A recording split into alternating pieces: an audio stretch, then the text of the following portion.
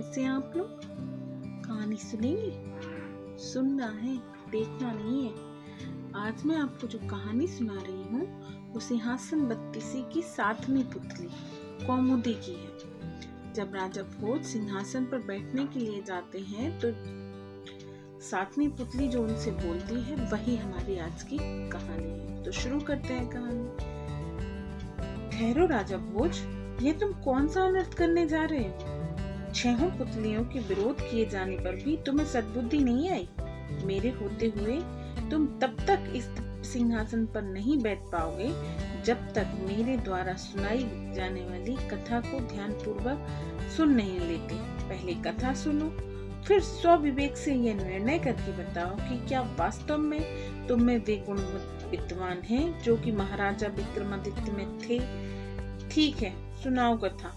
मैं तुम्हारी कथा सुनने के बाद ही यह निर्णय लूंगा वास्तव में इस सिंहासन पर बैठने का अधिकारी हूँ अथवा नहीं। यह सुनते ही 7वीं पुतली कौमुदी ने कहा, आज इस कथा के माध्यम से मैं तुम्हें यह समझाने का प्रयास करूंगी कि राजा विक्रमादित्य कितने विशाल हृदय के मालिक थे। राजा रात दिन अपनी प्रजा के कष्टों को दूर करने में जुटे रहते थे। कथा के प्रति राजा भोज की तन्मयता को देखकर कौमुदी बोली, एक समय की बात है राजन, विक्रमादित्य अपने शयन कक्ष में सो रहे थे। यह लगभग आधी रात का वक्त था। ठीक तभी किसी नारी का करुण क्रंदन सुनकर उनकी नींद भंग हो गई। प्रजा पालन में तल्लीन विक्रमादित्य ने जैसे ही यह रोने की आवाज सुनी वह उठ बैठे, अपनी राजसी पोशाक धारण की तथा तलवार धारण करके आवाज की दिशा में बढ़ गए। आवाज की दिशा में बढ़ते हुए वे क्षिप्रा नदी के किनारे पहुंचे तो उन्हें नारी रुदन का स्वर और भी तेजी से सुनाई पड़ने लगा। उन्होंने देखा कि नदी के दूसरे छोर पर एक यौवना घुटनों में मुंह छुपाकर रोए जा रही है। उन्होंने फुर्ती से नदी में छलांग लगाई और तैरते हुए उसके पास जा पहुंचे।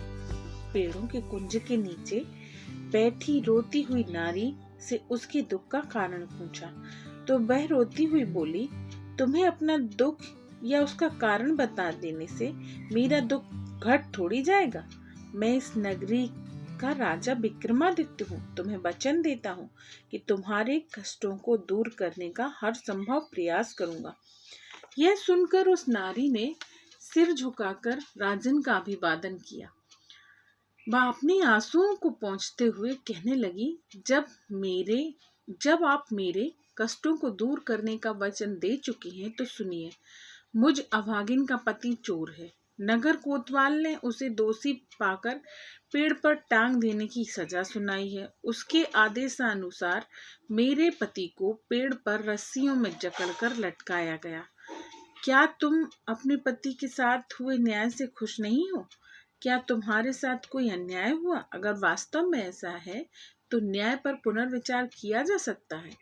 इस बात को तो मैं भी मानती हूँ कि उसे वही दंड मिला जिसका वह दोषी है, लेकिन एक निवेदन है महाराज, निसंकोच कहो देवी। सजा में यह तय नहीं हुआ था कि उसे भूखा मरने पर विवश किया जाएगा। जब तक वह प्राण नहीं त्यागता तब तक तो उसे अन्न जल सेवन करने ही दिया जाए। तुम्हारी बात तर्कसंगत है देवी। इस वक्त मेरी समस्या यह है कि महाराज कि मैं अपने पति को अन्न जल प्रदान करने की इच्छा से गई थी, लेकिन जब मैंने उसे अधिक ऊंचाई पर लटका पाया तो निराश होकर लौट आई। लौटने से पूर्व मैंने लोगों से यह निवेदन किया कि वह मेरे पति को जैसे भी संभव हो सके भोजन करा दे, लेकिन राजदंड के भय से कोई भी मेरी बात मानने को तैयार नहीं हुआ। मैं तुम्हारे कष्ट को समझ रहा हूँ देवी। चलो मुझे लेकर चलकर दिखाओ कि फिलहाल तुम्हारा पति किस वृक्ष पर टंगा हुआ है। कुछ ही पलों के बाद उस रानी ने राजा को ले जाकर वह स्थान दिखाया जहाँ की उसके पति को पेड़ पर लटकाया हुआ था। इस वक्त वह जमीन से 5-6 फुट की ऊंचाई पर था। यह ऊंचाई उस स्त्री की पहुंच से बाहर थी। कुछ सोचते हुए राजा विक्रमादित्य ने कहा, एक काम करो देवी, मैं तुम्हारा भार बड़ी सरलता से वहन कर सकता हूँ, अतः मेरे कंधों पर सवार होकर अपने पति को अन्न जल प्रदान करो। ऐसा करने से ना तो राजदंड का नियम टूट पाएगा और ना ही तुम्हारे पति को मरते वक्त भूख प्यास की पीड़ा सहन करनी पड़ेगी। वह स्त्री राजा के कंधों पर सवार हो गई। राजा उठकर खड़ा हुआ तो आसानी से वह स्त्री की पहुंच पेड़ पर लटके आदमी तक हो गई। दरअसल जो स्त्री राजा के कंधों पर सवार हुई वह कोई स्त्री न होकर एक पिशाचनी थी।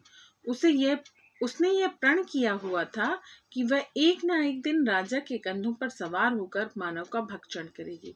उसने पेड़ पर लटके चोर को खाकर अपना प्रण पूरा किया। वह संतुष्ट होकर नीचे कूद पड़ी। अगले ही पल राजा के सामने खड़े होकर कहने लगी, मुझे तुमने प्रसन्न किया है विक्रमादित्य, खुश होकर मैं तुम्हें मुंह मांगा वरदान देने को तैयार हूँ।